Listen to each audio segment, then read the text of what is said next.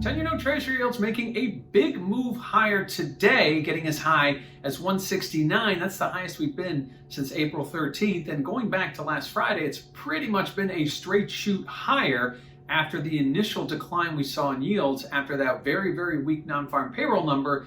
Things have reversed very quickly. We've seen yields move significantly higher, and they continue to do that today. Again, nearing that 170 level, which some are noting as a very big support level for the Treasury market. We aren't quite there yet, but it's been a straight shot really since Friday morning's non-farm payroll number. We saw that decline in yields, and we've seen a rally pretty much straight away since then.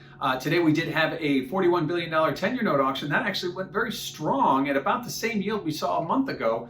So at this point, it isn't a demand issue. There was some pretty strong demand at these higher yields for 10-year notes at auction, but certainly didn't reverse course, didn't take us down, didn't see those yields decline after we saw good buying via the 10-year note Treasury auction today. So again, 10-year note Treasury yields continue to push higher, highest we've seen them really since April 13th. Now, what does that mean for volatility? Well, historically, we've seen volatility be very directional with yields. We see higher yields, we see higher vol, and likewise vice versa. We saw that again today. We didn't see a spike higher. We didn't act like we're seeing us get out of, no fear being priced into the market, but as yields go up, we do see volatility go up, and we saw that today. If you check out that CVol index over at cmegroup.com, you'll notice that we did see volatility start to shift higher as yields started to shift higher as well. And lastly, what do we have ahead? Well, tomorrow we get a continuation of the inflation data. Today we got CPI, which was very high. Tomorrow we get the PPI, the producer price index. Likewise, we get claims. And the claims is that in the moment look at the jobs market, that the claims number is expected to decline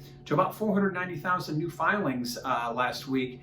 That is positive if we continue to see those new filings go down. However, it is still about 2.5 times what it was prior to the pandemic. So we are still seeing elevated jobless claims filings, despite the fact that we're well off those uber highs, but we continue to trend lower. That's a positive thing. Can they continue? We'll have to wait and see that tomorrow. Likewise, we're going to get a lot of Fed speakers. And we got a lot of Fed speakers today, and a lot of them are talking about this inflation data as being transitory, meaning it's not going to be around for a long time, so the Fed's not too concerned about it.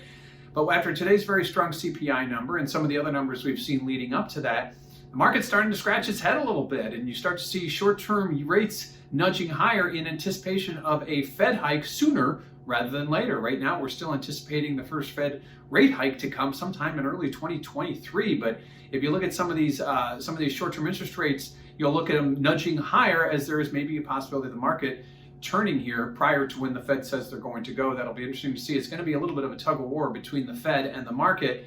And we are going to get continued Fed speak. Today we had a number of Fed speakers out talking about the inflation data. And again, not being here for long, it's going here for moments. Will they continue down that path? It'll be very interesting to see.